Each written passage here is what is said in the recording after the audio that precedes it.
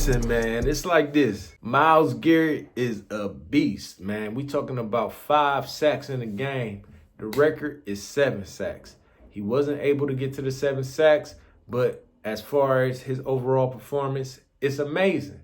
While we sitting up here complaining about the offense, this defense is getting wasted and getting destroyed. Myles Garrett is doing everything that he should be doing as far as the leader of the team to make sure that the Browns actually have an opportunity to win. We were down 2 points at halftime. And the crazy thing about being down 2 points at halftime is if we ain't missed a field goal, a 47-yarder, field goals are going to be missed, but 47 yards, you missed that field goal, we're actually down 2 points. But that third quarter was crazy by New England. I mean, they did everything that they needed to do in that third quarter to make sure that this game would be a blowout and the Browns wouldn't be able to come back. And it's partly because the offense just isn't capable of doing what they need to do. But, I mean, Myles Garrett is doing historical things, and it's just sad because I feel like 5 sacks in one game is crazy. He had 5 sacks all season.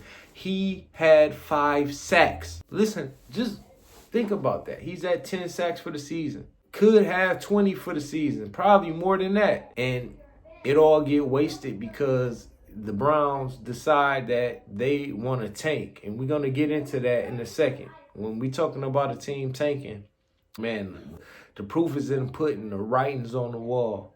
The Browns are definitely tanking this season. When you have a player giving you 5 sacks, you would think that the team isn't tanking. But when you look at what is going on the offensive side of the ball, it leads you to believe that they know that Myles is good. But is Myles good enough to win a game by itself? No, because he don't play offense. It's no defensive player that can do that unless you grabbing interceptions, running them back to the house for touchdowns 2 times, 3 times a game. So let's just be honest.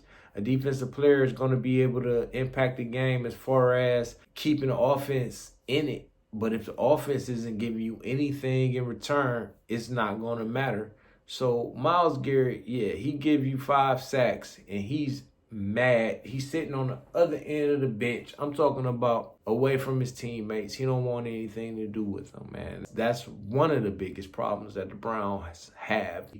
Then we go to Dillon Gabriel. You know, I mean, his struggles continue. He's average at best.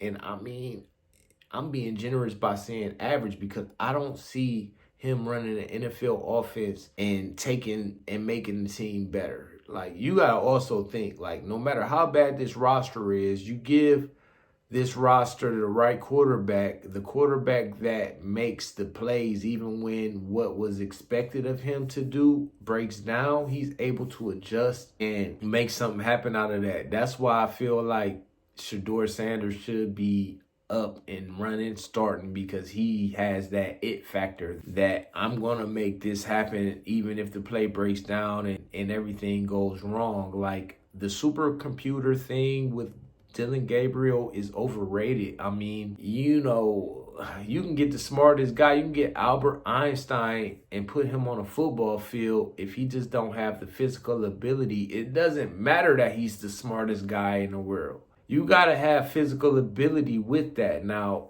man, give the smartest guy in the world, whoever that may be at the time right now, give him the physical ability of the average NFL player, and he will probably be the best player in the NFL right now. But Gabriel's stature isn't going to allow him to be that average guy. He's below average. I mean, his arm strength isn't amazing.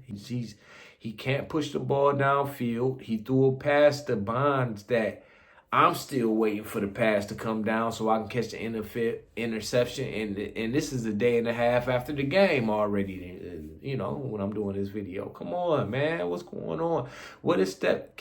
We're going to get to Kevin Stefanski, man. I mean, I got to get to him soon. But, yeah, Dillon, you can definitely do a lot more. And you said in your press conference that you're going to work on it. You're going to do better. You're going to figure out what it is that you struggle with, and you're going to pay attention to it, and you're going to do better. And I don't got nothing against you personally. It's just that I feel like in this system with Kevin Stefanski's running and everything like that, it's going to take damn near a miracle to make something happen. So you throw Shedeur out there because you want that miracle, and he's someone that you feel like can give you an opportunity to win on any given Sunday.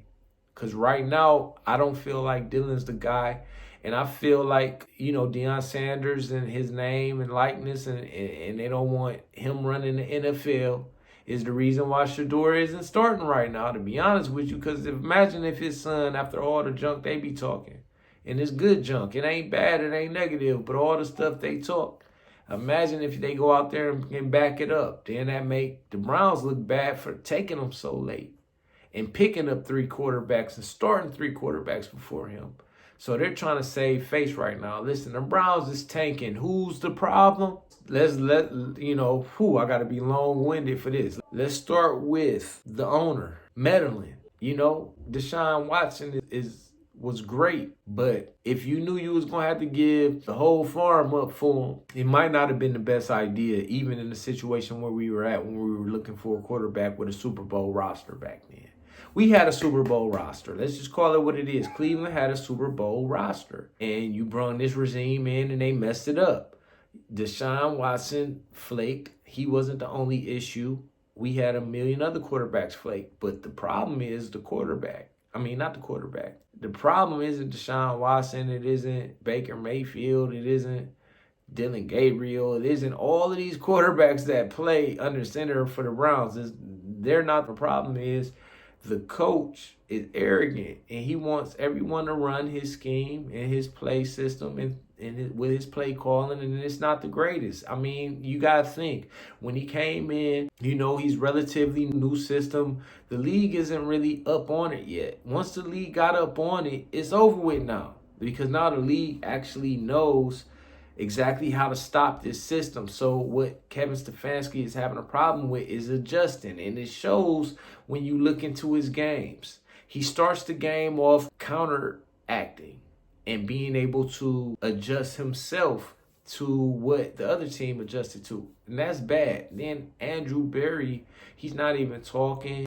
It's the middle of the season. Usually he talk by now. He's not talking because he either feels like his job is over with, or he don't want to say anything to make himself look bad. The Browns in general is looking bad. We're going to get more on Andrew Berry because I like what he did this draft, but besides that, he's not really showing me that he's the man that we need at general manager right now for the Cleveland Browns. Man, it's your boy T-Man right back at it for another Top Flow Sports Show. Browns edition, another loss, but hey, it's always next year.